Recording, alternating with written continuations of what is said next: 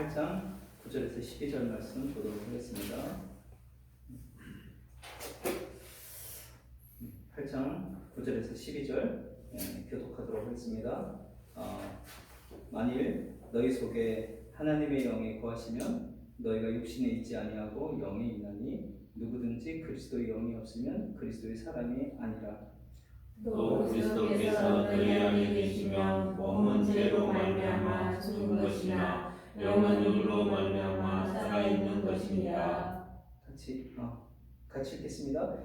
예수를 죽은 자 가운데서 살리신 이의 영이 너희 안에 거하시면 그리스도 예수를 죽은 자 가운데서 살리신 이가 너희 안에 거하시는 그의 영으로 말미암아 너희 죽을 몸도 살리시리라. 오늘 11절까지 보도록 하겠습니다.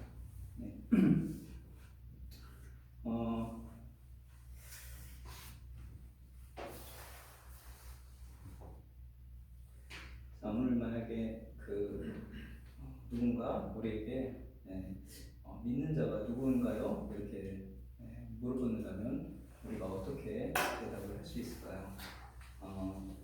사람들은 교회 다니는 사람들이다 이렇게 얘기할 수도 있겠죠. 그런데 오늘 성경이 우리에게 단순하면서도 명쾌하게 그 해답을 주고 있습니다. 9절에 보니까 만일 너희 속에 하나님의 영이 거하시면 너희가 육신에 있지 아니하고 영이 있나니 누구든지 그리스도의 영이 없으면 그리스도의 사람이 아니다 이렇게 얘기해 주고 있습니다. 그러니까 신자가 누구인가? 그리스도의 사람이라는 것은 누구인가? 그것은 바로 하나님의 영이 거하는 사람이다 이렇게 얘기할 수 있는 거죠. 그리스도의 영이 거하는 사람이다. 하나님의 영과 그리스도의 영과 성령 이 모든 것은 같은 의미로 사용되고 있습니다. 성경에서. 그렇다면 그리스도의 영이 있는 사람이 믿는 사람이다 이렇게 했을 때 그러면 이 성령이 함께한다. 그리스도의 영이 거한다. 이 말의 의미에 대해서 잠깐 생각해 볼 필요가 있겠습니다. 우리가 최초의 인간은 아담이었었죠. 근데 아담이 하나님의 명령을 어기고 선악과를 먹는 그런 행위를 하면서 죄를 범했습니다. 자, 죄를 범하면 어떤 일이 벌어졌느냐 하면 그 인간에게 있는 그 영이 하나님의 영과 분리가 됐어요. 그러면서 영의 죽음이 먼저 찾아왔습니다. 그리고 나서 먼 훗날 이것을 먹으면 정령 죽으리라고 했잖아요. 그 영이 죽고 또 육체마저도 뒤따라서 죽게 되는 그런 상태가 된 것입니다. 그렇죠? 자, 그렇다면 이제 그럼 인간의 그런 형태가 어떻게 되느냐면 이제 아담의 후손으로 태어나는 사람들은 영이 죽어 있는 상태로 태어나는 거죠. 그래서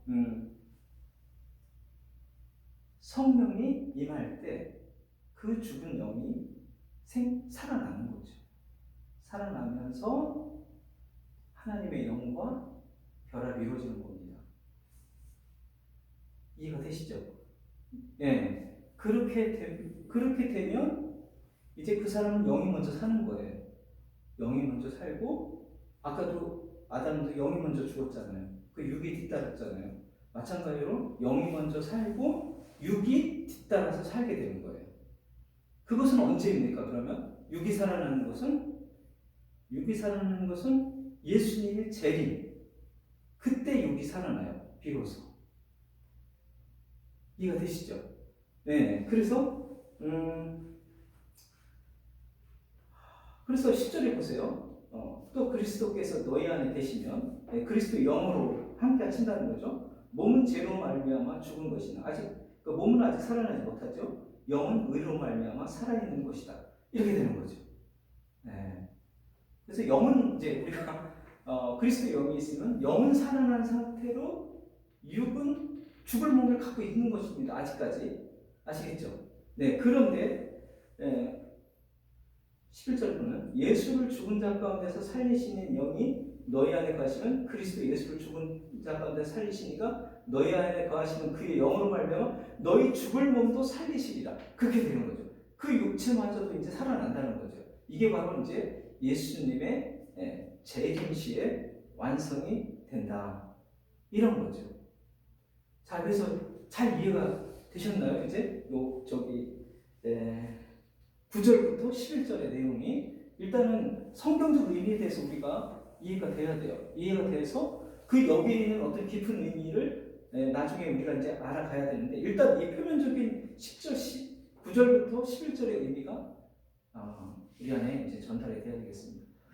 그러니까 우리가 이제 인간을 이제 분류할 수가 있어요. 영혼이 살아있는 그 상태의 사람과 영혼이 죽어있는 그 상태의 사람이 있다는 것이죠. 아시겠죠? 네. 그래서 사람이 뭐 영과 육으로 존재한다 이렇게 말은 그리스도인 정말 믿는 사람들은 그 말이 맞아요. 그렇게 된 거죠. 그렇지만 아무한테나 영과 육이 있다 이렇게 얘기할 수는 없는 겁니다. 무슨 얘기인지 아시겠죠? 그냥 육이 있는 겁니다. 영은 죽어있는 상태. 이해가 다 되셨나요? 네. 그런데 이제 여기서 그러면 공동으로 소유하고 있는 거가 있어요. 그 믿지 않는 사람이나 믿는 사람은 이제 영이 살아났지만 또 믿지 않는 사람과 공동으로 소유하는 게 있습니다. 그게 뭐냐면 마음이라는 거예요. 마음은 누구에게나 믿는 사람이건 믿지 않는 사람이건 마음은 다 가지고 있는 겁니다. 이해가 되시죠? 여기까지. 네. 그래서 우리가 그 사람들이 어떻게 육만 있는 사람들이 저렇게 뭐 이웃 사랑을 실천하고 왜 저런 행동을 하지? 그건 마음이 있는 거예요, 다. 아시겠죠? 양심과 마음을 갖고 있습니다. 누구나. 그렇기 때문에 타인을 존중하고 그런 어떤 예의 바른 남을 배려하는 그런 형태의 행동을 할 수가 있는 거예요. 그리고 이런 것들은 여러 가지 교육과 환경이 만나게 되면 더 증가를 합니다. 그래서 우리가 저 사람은 법 없어도 산다, 그죠? 야, 저 사람 너무너무 진짜 대단하다. 이게 얼마든지 가능한 상태가 되는 겁니다. 인간은. 네. 그래서 저 사람의 어떤 행동, 실천, 저 사람이 얼마나 타인을 위하는가 이걸 봐가지고 하나님의 영이 있다, 없다 이렇게 절대로 우리가 구분할 수가 없다. 아시겠죠? 그거는 절대로 구분할 수가 없는 겁니다. 그래서 그렇지만 그 사람이 아무리 어떤 활동을 했어도 그것은 율법이 요구하는 만큼의 사랑, 그 선은 이루어지지 못한다는 겁니다. 아시겠죠? 네. 자, 그러면 이제 그러니까 어떤 사람이 저 사람은 그리스도 영이 있어. 그거를 도덕적 행동을 하는 걸 보고는 절대로 분간해서는 안 된다. 아시겠죠? 네. 그러면 사람들이 답답하죠. 내 교회당에 내 그리스도 영이 있는가 답답하잖아요. 그러니까 또 어떤 생각을 합니까? 어떤 사람은 그래서 그것을 또 방언하는 것으로 나 성령이 있다라는 것을 증명하고 싶어하는 그런 사람들이 있어요. 방언하는 거. 네. 근데 이건 참으로 어리석은 겁니다. 방언으로 내가 성령을 갖고 있다고 생각하는 것은 참으로 어리석은 거예요. 이거는 어떤 그 초대교회의 어떤 그 은사였습니다. 그렇기 때문에 믿는 사람이라고 해서 보편적으로 주어지는 게 절대 아니에요. 어떤 특수한 사람에게만 그 방언이 임했던 겁니다. 그 당시에. 왜 그럼 그 당시 초대교회에는 방언이 그렇게 임했을까? 그때는 이 신약 성경이 완성이 안 됐어요. 무슨 얘기인지 아시겠죠? 신약 성경이 안 되기 때문에 그 회중들에게 어떤 하나님의 계시가 사도 바울이 이렇게 편지 같은 걸로 충분히 어떤 때 가능하죠. 그렇지만 그렇지 않을 때는 방언이 하늘에서 어떤 사람이 방언을 하게끔 해주는 거예요. 그러면 그 통역하는 사람이 우리 회중들에게 하나님이 이런 말씀이 전달되고 있다는 것을 통역해서 알려주는 겁니다. 그러니까 이 계시, 하나님 말씀의 계시가 방언을 통해서 이루어졌던 거예요. 그런데 이게 이제 성경이 완성되면서 이제 방언의 역할이 필요하지 않은 시대가 됐습니다. 이 성경 말씀에 하나님이 온전한 뜻을, 인간에게 원하는 온전한 뜻을 이 성경, 신구약 성경에 다 담아놨어요. 더 이상 여러분들의 어떤 계시를 어디 가서 구할 필요가 없습니다. 왜냐하면 성경으로 더하거나 빼거나 하지 말라고 그랬죠. 성경에. 여기에 다 모든 인간에게 원하는 하나님의 뜻을 다 담아놨어요. 그렇기 때문에 우리가 지금 방언을 해서 뭘 그거를 뭐 알아내고 하나님의 뜻이 이런 걸 얘기하구나. 뭘 이런 걸 알아내야 할 때가 절대 아니라는 겁니다. 아시겠죠?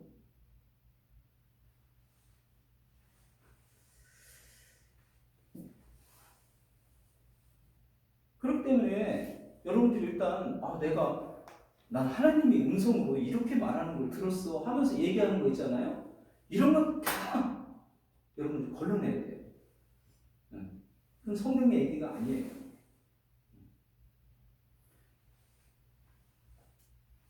그리고 또 분명해야 될 것은 지금 방언을 주실 이유가 없다. 아시겠죠? 그것도 여러분들이 알고 있어야 돼요. 그럼 저 어느 회중에 갔는데 막 사람들이 뭔가 막 이렇게 이야기하고 소리하는 걸 들었는데요. 저도 뭐 그런 게 나오고. 그거는 얼마든지 어떤 상태에서 여러분들의 어떤 감정의 구조가 이루어지면 그게 나올 수 있어요. 그렇기 때문에 그걸로 하나님의 말씀이다 나한테 주어지는 그걸로 생각하면 안 되겠습니다.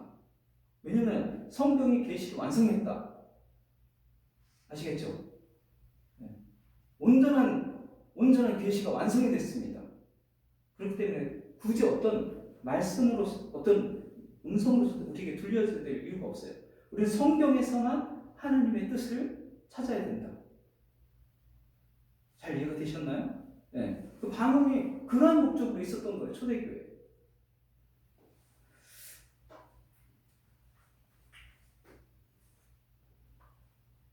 그래서 어떤 사람의 어떤 품행을 통해서 또 어떤 사람의 방언을 통해서 저 사람 성령 가지고 있고 절대로 이렇게 생각해서는 안 된다. 이것을 제가 첫 번째로 여러분들한테 정말 말씀드리고 싶은 거예요. 그렇다면은 보편적으로 성령이 그러면 우리에게 와서 하는 것이 무엇인가?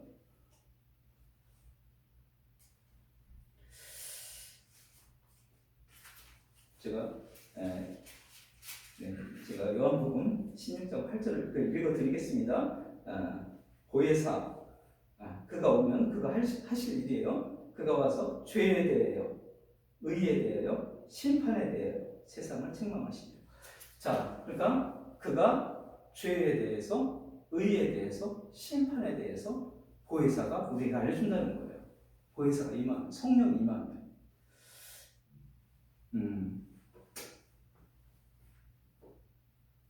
그렇다면 일단 죄에 대해서 우리가 알게 됩니다. 죄에 대해서. 그러니까 우리는 내가 어떤 행동을 아무리 선하게 하려고 해도 그것이 하나님의 법에 충족되지 못한다는 것을 먼저 알려줍니다. 그래서 죄인이 된다는 것을 우리가 알게 되는 거예요. 육신적으로 아무리 노력해도 내가 의에 이를 수 없구나. 그 존재라는 것을 우리가 알게 되는 거죠. 성령이 그걸 우리에게 알게 해줘요. 내가 아무리 율법적인 노력을 다 해도 나는 그 기준에 이르지 못하는 죄인이 될 수밖에 없다. 아시겠죠? 그걸 알게 해줍니다. 그래서 거기 8장 1절 7절 보세요. 육신의 생각은 하나님과 원수가 되나니 이는 하나님의 법에 굴복하지 아니할 뿐 아니라 할 수도 없다. 하나님의 율법에 굴복할 수 없다는 거죠. 네. 그래서 율법을 다 따를 수가 없습니다. 그래서 결국은 율법은 내가 성취할 수 있는 것이 아니라 내가 죄인임을 알게 해주는 그런 역할로 나에게 있구나. 그리고 나는 언제나 율법의 관점에서 보면 나는 언제나 죄인이구나. 그걸 알려주는 것이 우리가 성령이에요. 그래서 여러분들이 정말 성령 받는 것을 알려면 그 사람이 바로 죄를 어떻게 인식하는지를 들어보면 됩니다. 당신에 대해서 죄에 대해서 어떻게 생각합니까? 이렇게 한번 물어보면 돼요.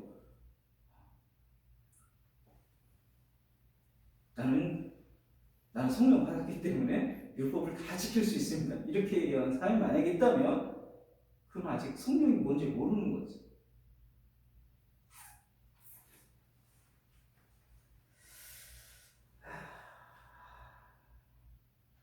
그래서 하나님 법에 이를 수 없는 죄인, 나는 도저히 구원을 내 힘으로는 도저히 구원을 받을 수 없는 죄인이라는 것을 알게 해준다.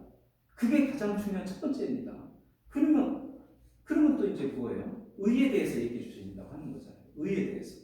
그래서 의롭게 되는 것은 무엇인가? 의롭게 되는 것은 무엇인가에 알게 되는데 그것은 뭐예요? 그리스도가 십자가에 이루시고 그리스도가 이 땅에 와서 이루신 일, 그것을 온전히 십자가에서 완성한 그 일을 믿는 마음, 그것만이 유일하게 내가 의를 얻는 길이 된다라는 것을 고백하는 거예요. 십자가만이 나에게 의로운 일이다. 나에게 의를 주는 일이다. 그걸 고백하고 그 믿음을 갖고 있지 않은 상태에서는 심판이 된다. 그걸 여러분들이 고백하는 그런 상태를 우리에게 알려준다는 거예요. 성령이. 그러니까 여러분들이 무슨 방언을 통해서나 그 사람의 어떤 성품을 통해서나는 절대로 그 사람의 성령을 확인할 수 없다. 아시겠죠? 네. 성령은 그 사람의 죄의 심판을 어떻게 고백하는가, 거기서 통해서 우리가 알 수가 있다는 것입니다.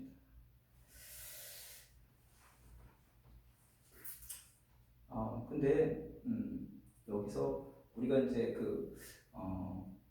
육신적인 것, 여기 성경에서 여기 로마서에서 육신적이다 이런 것은 여러분들이 어떤 막 술 먹고 방탕하고 이걸 생각하면 물론 그것까지도 다 포함해요. 그게 다 육신적인 이해에 속히긴 해요.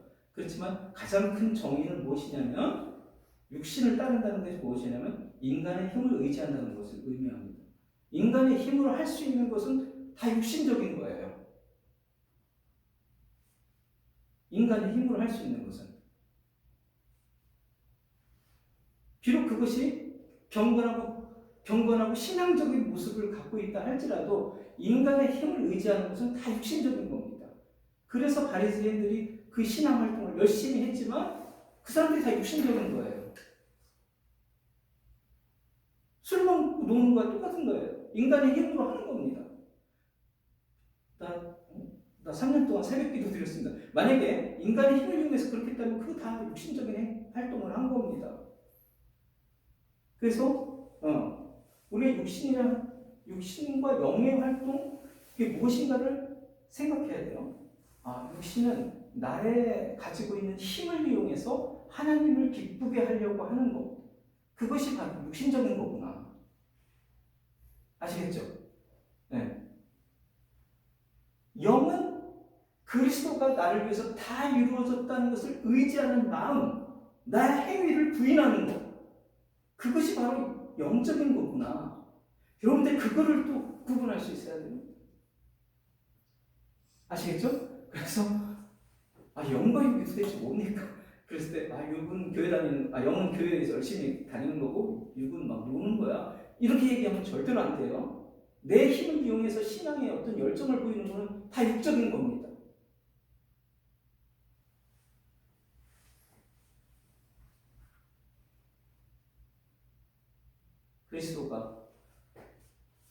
그리스도가 이루신 그 일만을 의지하면서 나는 늘 죄인으로 발견될 수밖에 없는 육신을 갖고 살아간다. 아시겠죠? 그렇지만 그리스도가 모든 것을 나에 완성했다. 이 믿음을 가지고 살아가는 사람, 그 사람이 바로 성경이 말하는 영적인 사람인 거예요.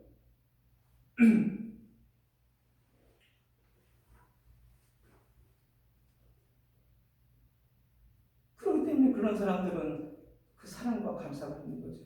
희락이 있는, 기쁨이 있는 거죠. 내가 성취한 것이 아니라 그리스도가 완성했다는 것을 알기 때문에. 그리고 화평한 마음이 생겨요. 아시겠죠? 화평한 마음이 생깁니다. 그리고 기쁨이 생깁니다. 희락이. 그렇기 때문에 온유할 수 있는 겁니다. 죄인으로 자기를 생각할 수, 육신으로는 죄를 짓는 인간으로 생각할 때만이 성령의 9가지 열매가 열리는 거예요. 노력으로 성취하는 사람은 절대로 열리지 않습니다. 아시겠죠? 그리스도만이 이루어졌다는 것을, 그리스도만이 의롭게 한다는 것이 느껴질 때 그게 내 마음에서 이루어지는 게 그게 9가지 마음이 열린다는 거예요. 9가지 마음이 내 안에서 형성이 되는 거예요. 그리스도께서 모든 것을 완성했다는 것을 내가 의지할 때. 잘 아시겠죠? 네. 자, 그래서 나는 그분을 배우고 알기 위해서 신앙생활을 하는 것 뿐입니다. 그분께서 다 이루어질 것을 알고서 나는 그 은혜를 따라 그냥 사는 것, 그것이 있습니다. 나의 어떤 행위로 하나님을 기쁘게 하려고 하는 것이 아니에요. 아시겠죠? 나에게 이루어주신 그리스도의 은혜가 커서 그 은혜를 내가 알기에 그 감사함이 나에게 신앙 활동을 하게 해주는 것 뿐이어야 된다. 절대로 이것을 내 신앙을 증명하려고 하는 도구로 사용되지 않는 거예요. 왜냐하면 그리스도께서 완성하셨기 때문에. 나는 늘 십자가가 필요한 죄인으로 산다. 아시겠죠? 이런 마음으로 여러분들이 사시기를 정말 축원합니다. 이 어떤 믿음이 있는 자는, 성령 받는 자는 한 모습이 있으면 믿는 자다. 이런 건 성경이 없는 얘기예요. 무슨 얘기인지 아시겠죠? 성경 없는 얘기예요. 그러니까 인간들이 그냥 어떤 모임 속에 생각해낸 표현이라고 할 수 있어요. 그런 건 없어요. 그리스도께서 완성했는데 내가 행동으로 이루어야 될 어떤 채워야 될 부분을 갖고 있지 않습니다. 갈라디아 교회가 예수님 믿었는데 이제 율법을 다 채워야 된다는 거예요. 그래야 온전한 구원이 이루어진다고 하는 거예요. 그게 아직도 너무나 의식 속에, 사람들 속에 있는 거예요. 그래서 내 행동에 이게 신앙을 완성하는 아주 중요한 의미가 있는 것처럼, 이 실천이 없는 사람은 믿는 자도 아니다. 이렇게 얘기하는 게 지금 성경을 왜곡하고 있는, 그리스도의 사역을 왜곡하고 있는, 저는 최근에 가장 무서운 시도라고 생각해요. 이게 신앙의 본질을 왜곡하고 있어요. 그리스도만이 찬양받을 수 있도록 하나님이 그리스도를 우리에게 구원으로 보내주셨는데 왜 인간이 거기에 뭔가를 더해가지고 그것을 완성하려고 하느냐 이거죠. 우리는 정말 그 은혜 받은 자의 그 감사와 긍휼만 가지고 그냥 살면 되는 거예요. 하나님을 배우고. 아시겠죠? 그것이 어떤 것을 증명해내는 도구, 주요 성수가 있어야만 신자라든가 신을 전하는 게 신자라, 이런 어떤 규정이 절대 없습니다. 그걸 하는 자체가 거기에 빠져 들어가는 거예요. 행위의 의미에 그리스도만이 온전히 영광받을 자리에 나의 행위가 거기에 가입이 되는 거예요. 이게 성령 그리스도의 유혹으로 맞추는 거라는 거죠. 그게 바로 유혹이라는 거죠. 사탄의 유혹이라고 할 수 있어요. 지금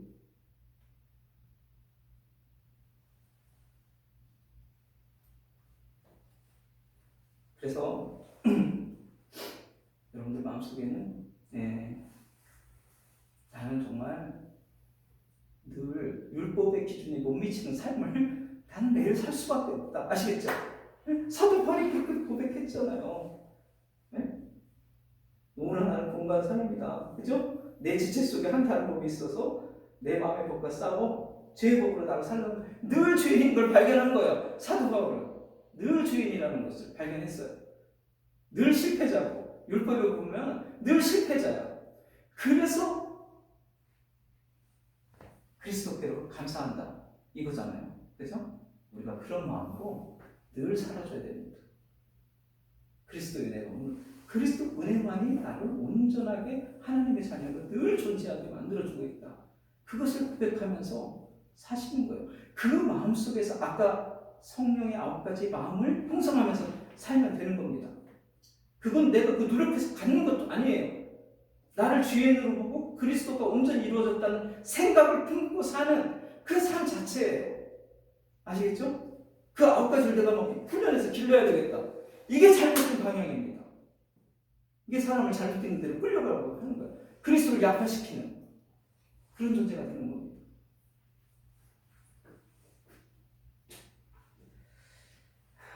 여러분들이 그리스도 안에 있는 그리스도의 성령이 머무르는 존재는 바로 이것으로 죄인에 대해서, 의에 대해서, 심판에 대해서 이것을 내가 갖고 있는 마음을 통해서 그걸 표현하는 상태를 통해서 여러분들이 성령이 받은 것을 유일하게 알 수 있는 그런 상태라는 것을 꼭 아시고 그리스도만 온전하게 온전한 의를 이루어 그리스도만을 찬양하는 여러분들의 삶이 되기를 소원합니다.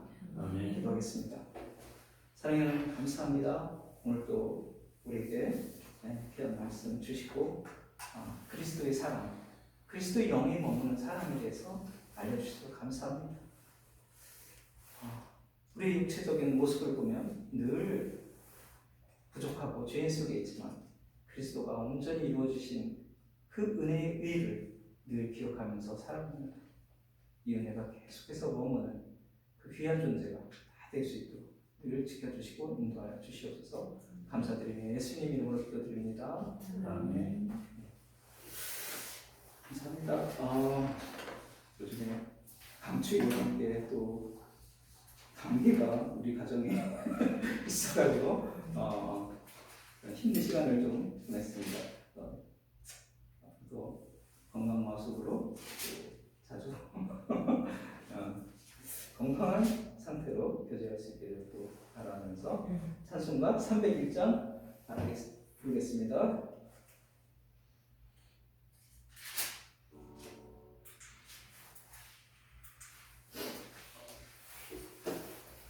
(301장) 지금까지 지내온 것